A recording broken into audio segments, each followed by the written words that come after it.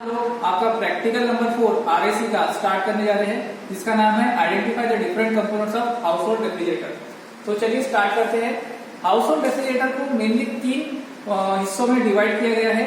एक होते हैं उसके मैकेनिकल कंपोनेंट्स, दूसरे होते हैं उसके इलेक्ट्रिकल कंपोनेंट्स और तीसरे होते हैं कैबिनेट कंपोनेंट्स। हम वन बाय वन सारे कंपोनेंट्स को देखेंगे, ठीक है। तो चलिए आ जाते हैं सेटअप की तरफ। ये है आपका रेफ्रिजरेटर। तो रेफ्रिजरेटर में मैंने आपको मैकेनिकल कंपोनेंट्स के बारे में बताया था पहले एक्सपेरिमेंट नंबर 1 में ही, ठीक है। तो मैकेनिकल कंपोनेंट्स कौन से थे? सबसे पहला था ये आपका कंप्रेसर। कंप्रेसर के बाद कौन सा था अपना, यहां से फिर ये डिस्चार्ज लाइन और उसके बाद फिर कंडेंसर। ये कंडेंसर के बाद में यहाँ पे आ रहा था फिल्टर और ड्रायर। फिर उसके बाद आपने इवोपरेटर सेक्शन देखा था और इवोपरेटर सेक्शन के बाद में डिस्चार्ज सक्शन लाइन भी देखी थी, ठीक है। ये सारा का सारा हमने पहले प्रैक्टिकल में कवर कर लिया था। अब हम इसके इलेक्ट्रिकल कंपोनेंट्स के बारे में देखते हैं। तो ये इलेक्ट्रिकल कंपोनेंट्स में सबसे पहला ये आता है, इसको बोला जाता है ओवरलोड प्रोटेक्टर, मतलब OLP। ये है आपका OLP। इसका काम क्या होता है, ये लगा होता है कंप्रेसर में। अगर मान लो आपके कंप्रेसर के ऊपर एक्स्ट्रा लोड आ रहा है, एक्स्ट्रा वोल्टेज सप्लाई या फिर गैस की वजह से कुछ सप्लाई एक्स्ट्रा जा रहा है, तो ये क्या करेगा, उसको अपने ऊपर एब्जॉर्ब कर लेगा, मतलब आपके कंप्रेसर के ऊपर ज्यादा से ज्यादा लोड नहीं जाने देगा। ये एज अ फ्यूज आपके कंप्रेसर में काम करता है, ठीक है। तो ये होना बहुत ही ज्यादा जरूरी होता है आपके फ्रिज में। दूसरा जो कंपोनेंट है इलेक्ट्रिकल, ये है आपका रिले, ठीक है। ये है आपका रिले का काम क्या होता है, आपका जो कंप्रेसर है उसमें 2 तरीके की वाइंडिंग्स होती है। सबसे पहली वाइंडिंग होती है स्टार्टिंग वाइंडिंग और दूसरा जो वाइंडिंग होता है वो है रनिंग वाइंडिंग।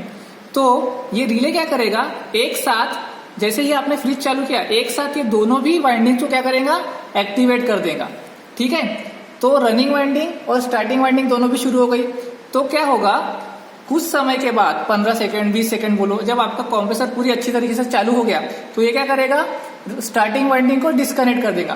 कैसे, इसने क्या किया, पहले उसको धक्का दे दिया, स्टार्टिंग वाइंडिंग और रनिंग वाइंडिंग को क्या कर दिया, धक्का दे दिया, जिसकी वजह से क्या होगा, ये अच्छी तरीके से स्टार्ट हो गया। और जब अच्छी तरीके से अपना कंप्रेसर स्टार्ट हो गया, तो स्टार्टिंग वाइंडिंग का कोई काम नहीं है, तो उसको क्या कर देगा, वो डिस्कनेक्ट कर देगा और अपना कंप्रेसर रनिंग वाइंडिंग पे शुरू रहेगा, ठीक है। ये हो गया दूसरा कंपोनेंट। और ये है आपका तीसरा कंपोनेंट। यह है तीसरा कंपोनेंट, इसका नाम है स्टार्टिंग कैपेसिटर। ये क्या करता है, एक्स्ट्रा पावर सप्लाई करता है आपके कंप्रेसर को, आपकी रेफ्रिजरेटर को, ठीक है। इसका बस यही काम है। नेक्स्ट कंपोनेंट देखते हैं।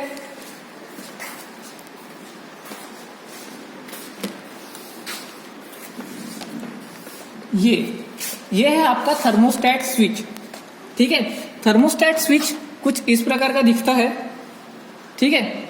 इसका काम क्या होता है कि आपके कंप्रेसर को कितना समय तक रन करना है, ये इसके ऊपर डिपेंड करता है। अब कैसे, आपने ये स्विच तो देखा ही होगा आपके फ्रिज में, आप इसको 1 पे 2 पे ऐसा कुछ तो भी सेट करते हो, है ना। इसको आप सेट करते हो, तो ये क्या करता है, ये सीधा जुड़ा होता है आपके कंप्रेसर से। वो क्या करेगा, अगर आपने इसको 1 पे या 2 पे सेट कर लिया मान लो, तो क्या होगा, वो उतने समय के लिए आपके कंप्रेसर को शुरू रखेगा। उससे क्या होगा, आपके फ्रिज के अंदर कुछ जितनी भी उसको कूलिंग चाहिए होगी उतनी वो कूलिंग बना लेगा। और जैसे ही उसकी कूलिंग हो गई, तो आपके कंप्रेसर को रन करने की कोई जरूरत नहीं है, तो वो क्या होगा, फिर अपने आप कंप्रेसर बंद हो जाएगा। और मान लो जैसे ही आपका जो रेफ्रिजरेशन सेक्शन है वो अगर हीटअप होना शुरू हो गया, और आपको कंप्रेसर को फिर से चालू करना है, तो वो फिर से इस स्विच के वजह से शुरू हो जाएगा, ठीक है। तो ये काम है आपके थर्मोस्टेट स्विच का। और लास्ट आपका इलेक्ट्रिकल कंपोनेंट है डोर स्विच। इसको डोर स्विच इसलिए कहा जाता है क्योंकि ये डोर से ऑपरेट होता है, आपका डोर बंद होने पे और चालू होने पे। जैसे ही आपने डोर को ओपन किया, तो आपके फ्रिज में एक बल्ब लगा होता है, वो बल्ब क्या होगा, जलेगा, शुरू होगा, ठीक है। और अगर आप मान लो आपका बल्ब शुरू ही रहता है, तो क्या होगा, उसमें हीटिंग पैदा होगी, मतलब कूलिंग बराबर होगी क्या, नहीं होंगी। इसीलिए जैसे ही आपने डोर बंद किया, तो ये अपने आप जो स्विच है वो क्या होना चाहिए, बंद होना चाहिए। तो इसका ये काम है।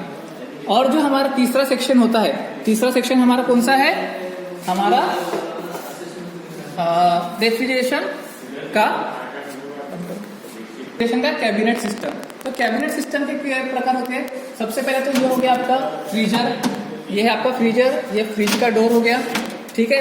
उसके बाद ये हो गई आपकी पूरी बॉडी, ये है गास्केट। गास्केट का काम क्या है कि लीक प्रूफ बनाना, ठीक है, लीकेज नहीं होना चाहिए, ये सब इसका काम करता है। उसके बाद में क्या है आपके, ये है स्लीव्स, ये स्लीव्स है आपके, ठीक है। यहाँ पर ये सेक्शन बना हुआ है बॉटल्स वगैरह रखने के लिए, ओके। और उसके बाद में ये है आपकी वेजिटेबल ट्रे, वेजिटेबल ट्रे ये है, और ये है आपका चिलर। चिलर का काम क्या होता है कि फ्रिज से जो भी डिफ्रोस्टेड होता है, जो आपका आइस होता है, जो डिफ्रोस्ट होने के बाद में जो भी पानी जमा होता है वो आपके चिलर में जमा होता है, ठीक है।